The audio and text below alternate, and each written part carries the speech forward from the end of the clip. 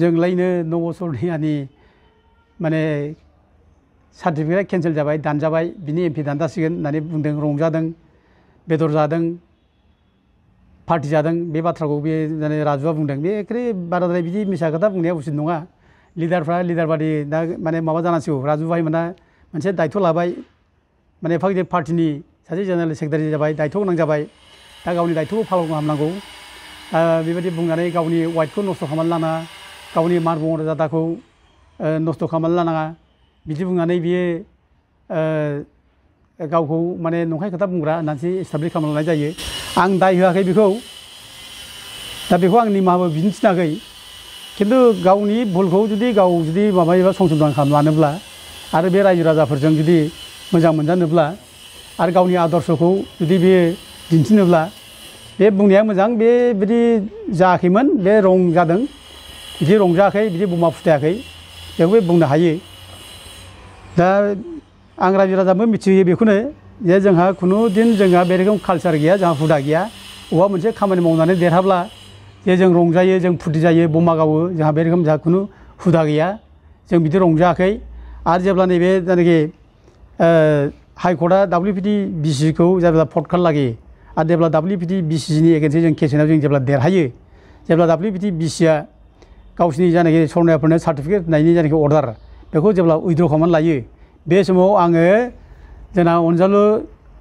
राजु नार्जारिमोननि आशीर्बादाव बिसोरनि अननायाव आं जेलावसो दंमोन क'क्राझार जेलाव 7 जानुवारिनिफ्राय आं जेलाव दङ 91 दिन आं जेलाव दङ आरो जों बे अर्डारखौ मोन्दों फेब्रुवारिनि 27 थारिखआव जों अर्डार मोन्दों हाइकर्टआ बे अर्डार होदों दा गथे बबाव जों माने बमा गावनानै रंजाखो बबे बेदर जानानै रंजाखो जोंनि मानसिया बबाव फुरथि खालामखो बे आसरित बाथ्राखौ बे माने बबेनिफ्राय मोननानै बुंखो बिदि माने माबा खोथाखौ मानो अजन गैयै खोथाखौ मानो बुंनांगौ बिदि बुंनाङा बिदिब्ला मानसिफ्रा बयबो सन्देह जागोन थगायसुला राजुआ मिसा खोथा बुंग्रा होनना बुंगोन दा आं जेल जानायनि थाखाय खथ' दुखु जादों बयबो जोंनि कर्मिफ्रा जानो लोंनो खहाबा माने फुरथि गैया माने रायजोफ्राबो रंजानो बहा रायजोफ्राबो आंनि थाखाय सोरबा माने प्रार्थना खालामदों फुजा खालामदों आरो जोंनि माखासे जोंनि कर्मिफ्रा हयथ' मा जाबावनो सिन्था खालामदों गिदों रंजानायनि खुनु टाइमानो गैया दा आङो दुखु खालामो बिदि बुंनायखौ बिदि बुंनो नाङा ओमफ्राय लोगोसे बे रायजो राजाफ्रा ओमफ्राय फैसा खांनायनि बाथ्रा अनजालु राजुआ बुंदों दा बे इनडाइरेक्टलि एसे माने जोंखौ फैसा खांनानै जानाय बेबायदि सेन्सआव बुंनाय बायदि आं मोन्दों दा जोंहा फैसानि माबा खुनु लब गैया जों फैसाखौ खुनु मिस इउज खालामा रायजो राजाफ्रा जोंनो जा एफा एनै गरफा गरनै हरदों खोब लिमिटेड गोरिब गुन्द्राफोर हरदों जोंनो 10 थाखा 20 थाखा 100 थाखा सोरबा हरदों बेयावबो जों बादा होदों जे गोरिब गुन्द्रा मानसिफोर हाजिरा मावनानै जाग्रा बे हाजिरा मावनानै जाग्रा मानसिफोरनिफ्राय जोङो फैसा लानो नाङा गावस्रानो जोंनो हरनानै मा जानो जाथिनि सेन्टिमेन्ट दं होननानै जोंनो हरसै गावस्रानो ओंखाम रसा लांसै बिदि पजिसन जायोब्ला खोब गाज्रि जागोन गथिखे फैसाखौ जों बे गोरिब गुन्द्रानिफ्राय दाला जों बे बाथ्राखौ जों बुंखादों आरो जा फैसा मोनो जों बेखौ खोब मोजाङैनो जों बाहायो खोब अनेस्टलि जों बाहायो जाला लोंला जों बिदि खालामा जोंहा बिदि हुदा गैया आरो जोङो बे केस होनायफ्राव जोंहा बिराद फैसा थांदों गावहानो फैसा थांदों जों गावबागाव खरस लानानै खालामनानै जों मावदों बेखौ जोंथ' बुंनांगौ बाथ्रा गैया रायजोफ्रा जोंजों मावफाग्रा मिथिखाजोबगौ दा राजु नार्जारिया मोनसे खोथा बुंबावदों जे नबसरनानि सार्टिफिकेटआ केन्सेल जायाब्ला फैगौ इलेक्सनाव जुदि नबसरनिया इलेक्सन कन्टेस्ट खालामबावोब्ला बिनि दायनिगिरिया सोर जागोन होननानै बे मोनसे कुइसन खालामनानै दोनदों आरोखि दा बेबायदि कुइसनखौ मानो खालामखो बे आं बुजियाखै सोर दायनिगिरि जानांगौ मानो दायनिगिरि जानांगौ माने बे बुंनाया जोंखौसो दायनिगिरि जागोन होनना बुंनाय बादि आङो मोन्दों दा जों मानो दायनिगिरि जानो फालाय जोंथ' एथ' खस्थ' खालामनानै जों मावबोबाय एथ' गोजौ लेभेलसिम जों लाबोबाय दा माथ्र' सार्टिफिकेट केन्सेल खालामनांगौ होमब्ला बे गेलेनो मोनला बेनि दायथ'थ' नोंसोरसो लानांगौ दा लिडाराथ' राजु नार्जारि भाइ मोनसे आरो बिसोरनि माने गिदिर दङ मन्थ्रिफोर दङ बिसोर दायथ' लानांगौ बिसोरसो दायथ' लानांगोन सोरखौ दायथ' माने सोरखौ रेसपन्सिबोल खालामफालाय जों मानो दायनिगिरि जानो बेबायदि बाथ्राखौ बुंनानै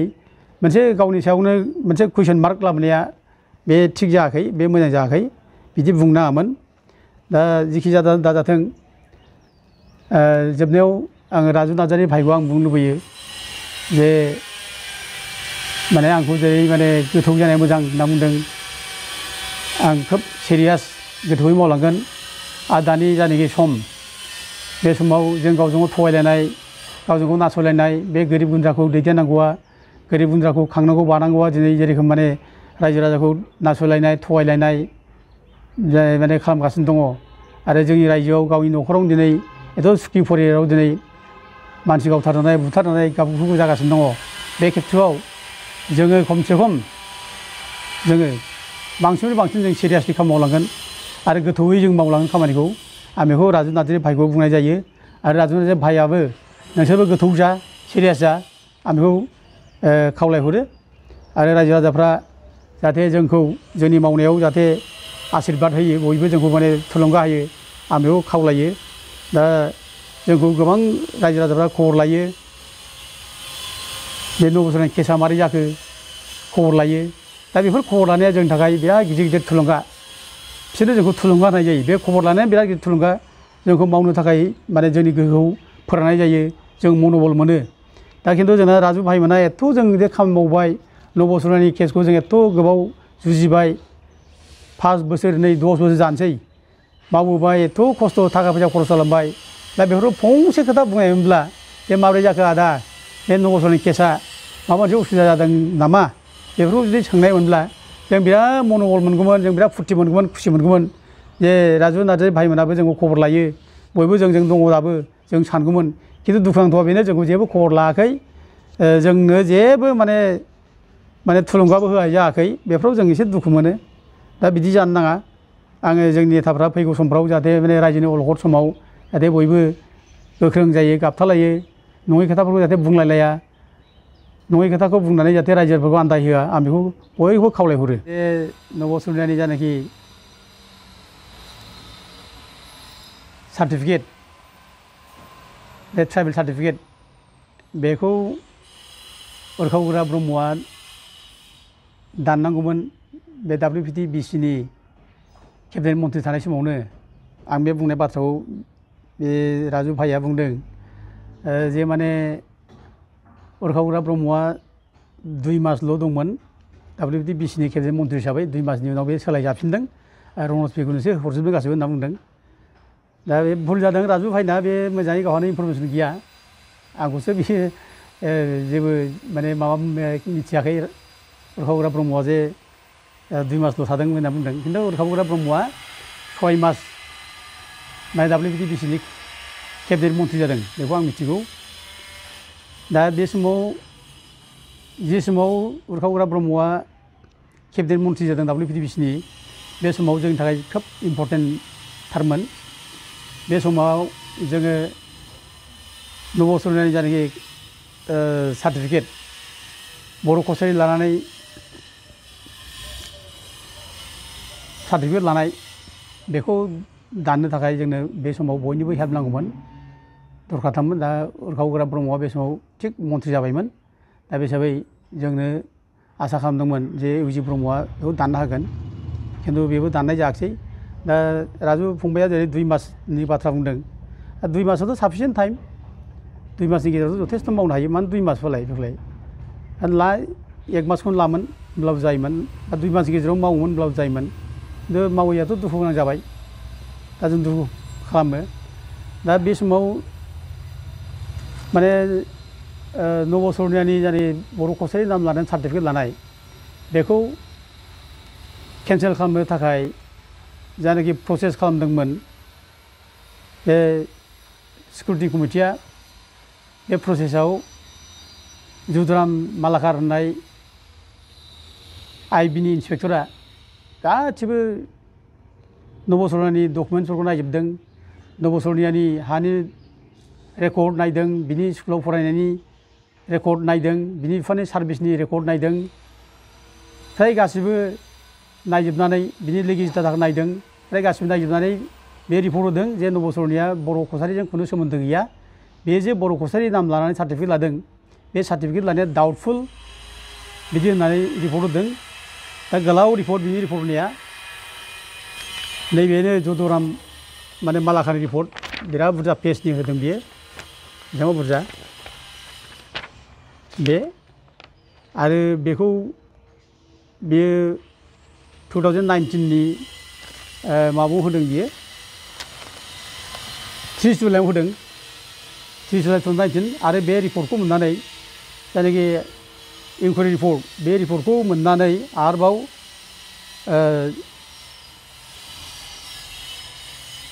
2020आव WTBC नि डाइरेक्टर देबकुमार कलिता बियो नब कुमार सरेनियानो मोनसे नटिस हरदों श'कज नटिस बे रोखा रोखा बुंहरदों जे नब सरेनिया नोंनि हानि रेकर्डआवथ' नोंखौ बर' कसारि मोनाखिसै नोंनि बिमा बिफानि जायनाखि नाम बेवबो माने बर' कसारि जेबो गैया आरो नोंनि बिफानि जायनाखि सार्भिस रेकर्ड बेवबो बर' कसारिनि जेबो गैया ओमफ्राय नोंनि जायनाखि स्कुलाव फरायनाय रेकर्ड बेवबो नोंनि नामानो देखासो दानि लेगेसि डाटा बेवबो नोंनि बिबौआ सेलाराम बर' घोष दा गथे नोंखौथ' खुनु जेरावबो बर' कसारि होननानै मोननाय जायाखिसै आरो नोंथ' बर' कसारिजों खुनु सोमोन्दो गैया दा गथे नोंनि बे बर' कसारि नाम लानानै सार्टिफिकेट लानाय बेखौ मानो दाननो नाङा होननानै बिसोर श'कज नटिस हरदों जे बे रिप्लाइखौ बियो 2 उइक्सनि गेजेरावनो होनांगौ बेखौ बुंदों आरो 2 उइक्सनि गेजेराव होआब्ला आरोबाव मास मोनसे नों टाइम लानो हागोन होनना बुंदों दा बे लिरनाया ओरै लिरदों आं बेखौ फरायना होनो सानदों ओरैहाय जोबनायाव ओरै लिरदों व्हेरेज इन भिउ अफ द फाइन्डिंस अफ द vigilance officer your ST plain certificate is liable for immediate cancellation and confiscation. You are therefore issued this notice to submit your explanation as to why government in the WPT and BC department should not cancel your ST plain certificate or wait. You are replied should reach this office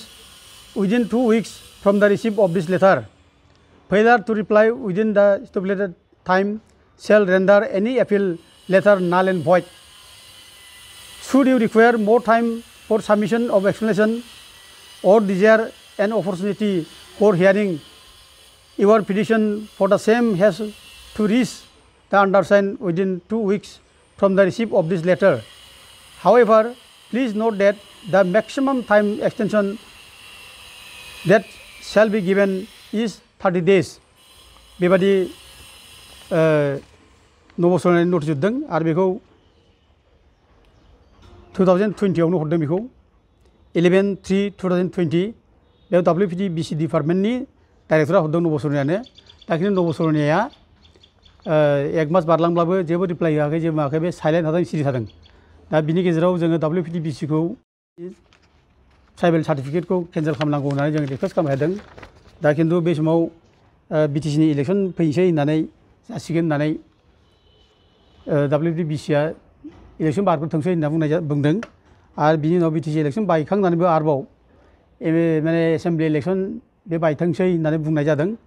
दा खिन्थु assembly election बायनायनि उनावबो माने time लाबाय खालामाखिसै दा जेब्ला उरखाव गोरा ब्रह्मआ WPT BCनि मन्थ्रि जाबाय केबिनेट मन्थ्रि बे समाव बेखौ लोगो मोनफैबाय बे बिराद मोजां टाइमखौ लोगो मोनदों बिराद मोजां टाइम जेराव कास्ट सार्टिफिकेटखौ केन्सेल खालामनो थिननायनि श'कज नटिस दङ आरो बिनि बर' कसारि नाम लानानै सार्टिफिकेट लानाय बेबो इलिगेल बे डाउटफुल होनखाबाय बे बर' कसारि नङा होनखाबाय दा गथे बिनि सार्टिफिकेटखौ केन्सेल खालामनोल' बाखिमोन बे समाव जुदि केन्सेल खालामोमोनब्ला बिनि एमपिआ बै समाव थाङो दा इउजि ब्रह्मआ मास मोननै जुदि दंमोनब्ला बे मास मोननैयाव जथेस्थ' मावनो हायोमोन दा अनजालु राजुआ मास मोननै होनना बे भुल खोथा बुंदों मास मोनथाम 6 मास दंमोन बियो बे 6 मास टाइम मोनदों 6 मास टाइमाव मोजांनो माने सानै हयै मावनो हायामोन खिन्थु मावनाय जायाखिसै दा आङो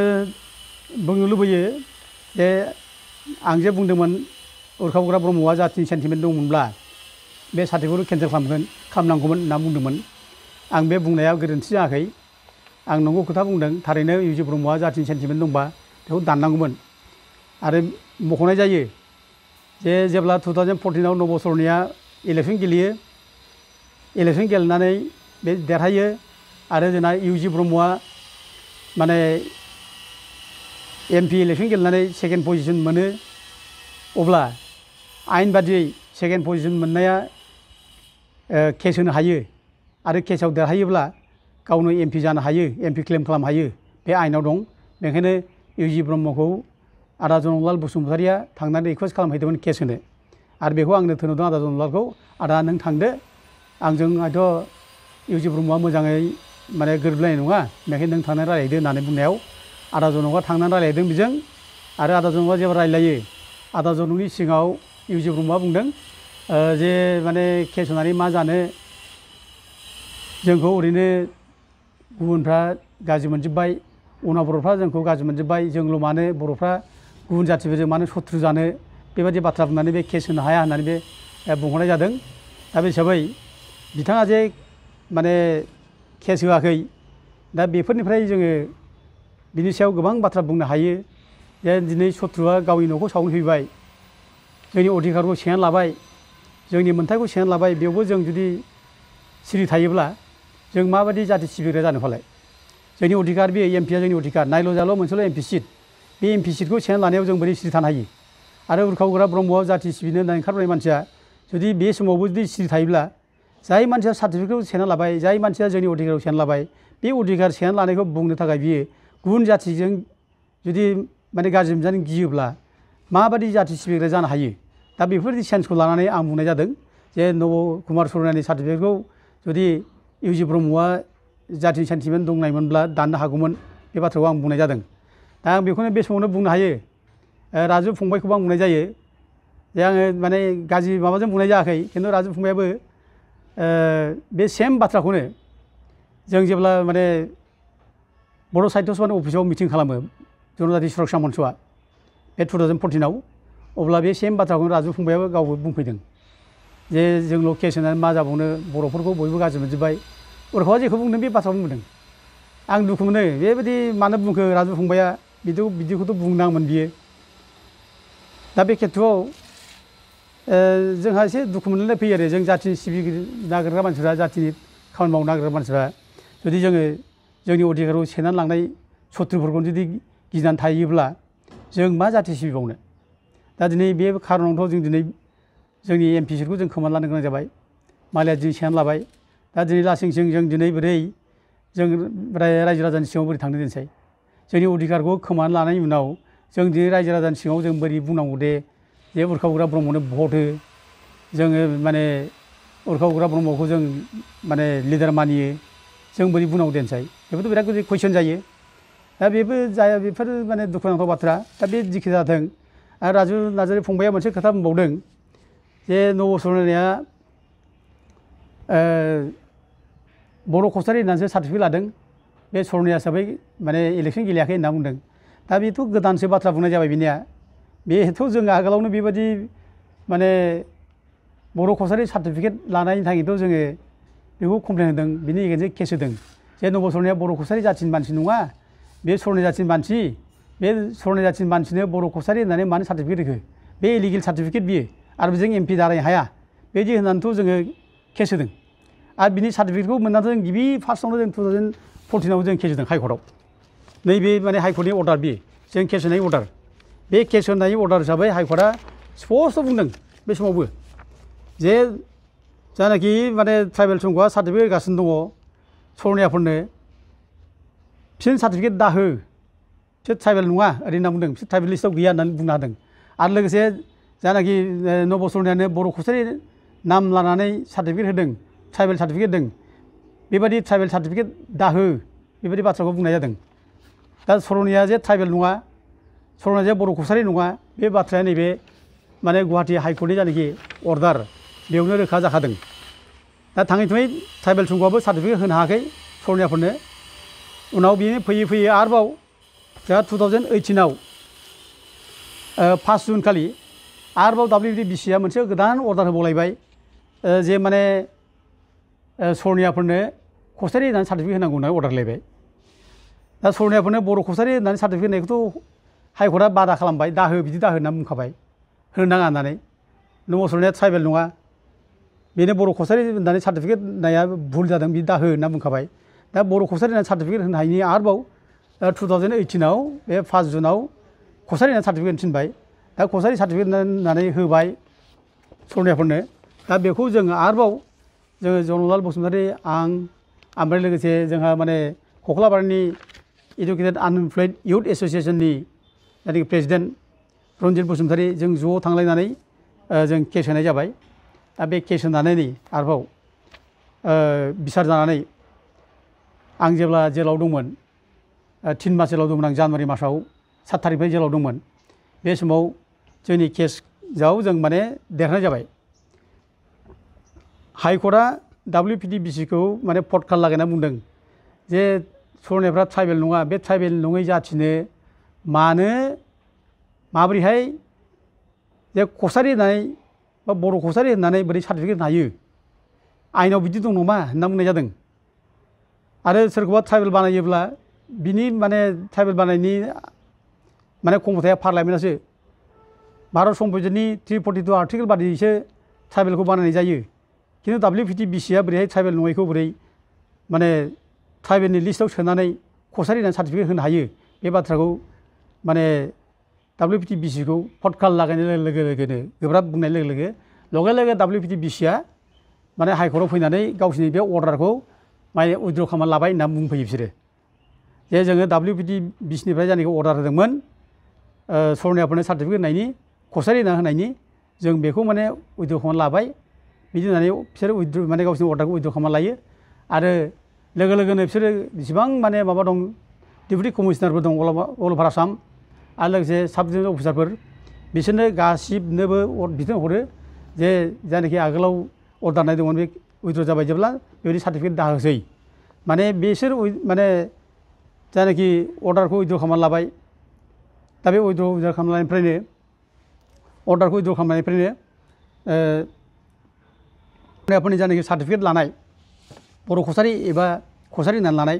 बे गासिबो दा इनभेलिड जाजोब्बाय, सोलिलिया। रायजो राजाफ्रा जोङो साननो नाङा जे नबसुनानि MP आयुआसो जोबलायलांसै, आयु जोबखांनानै मा जाबावनो बिदि साननो नाङा। बियो MP बिनि आयुआ थांबा थांबाय, बे MP टार्मखौ मोनलांथोंसै जुदि दानथ्राब्ला। जुदि दानबाय बायथ' दानबाय, दाबो टाइम दङ। नैबे दिनै कन्टेम्प केस होनाय जाबाय। बे कन्टेम्प केसनि जे रिजाल्टआ थाब फैयोब्ला हयथ' जों बिनि जायनाखि MP बे MP खौ जोङो दाननो हानायनि जोंहा मोनसे खाबु दङ। आरो बेयाव जुदि हास्लाबाब्लाबो जों रायजोफ्रा बेखौ आफसुस खालामनो नाङा, जों दुखु मोननो नाङा जे बे आयुखौ मोनलांजोब्बायसै। थेवबो बियो MP बायखांनायनि उनावबो बिनि सार्टिफिकेटआ केन्सेल जानांगौ, ओमफ्राय लोगोसे बिनि सायाव क्रिमिनेल केस जानांगौ। आरो बे जिबां माने गभर्नमेन्टनि बेथन लानाय, बिनि बेनिफिट लानाय बे माने रिटार्न जाफिननांगौ, जों बेखौ लुबैयो। आरो लोगोसे जों बेनि थाखाय जुजिबाय थागोन। आरो लोगोसे बर' जाथिखौ जे बे नासयबाय थाबाय, बर' जाथिनि बेरेखा बुंबाय थाबाय, बर' जाथिखौ जे बे माने थगायबाय, बर' जाथिनि अधिकारखौ सेना लाबाय, बेनि थाखाय जों बेखौ एखेबारे पानिशमेन्ट होथारगोन होननानै जों पानिशमेन्ट होनो थाखाय जों जुजिबाय थागोन। दा बेखिनिनि थाखाय रायजो राजाफ्रा जोंखौ आशीर्बाद हो, जोंखौ मदद हो, जोंनो सहाय खालाम। जोंनो दस्रा जेबो जोङो सहाय नांया। दा जोङो रांखावरिनि बाथ्रा जों बुङा जेबो, गोरबोजोंखौ जोंखौ आशीर्बाद हो। सैथोनि खामानियाव जों मावनायाव जों जाहाथे माने सहाय मोनो,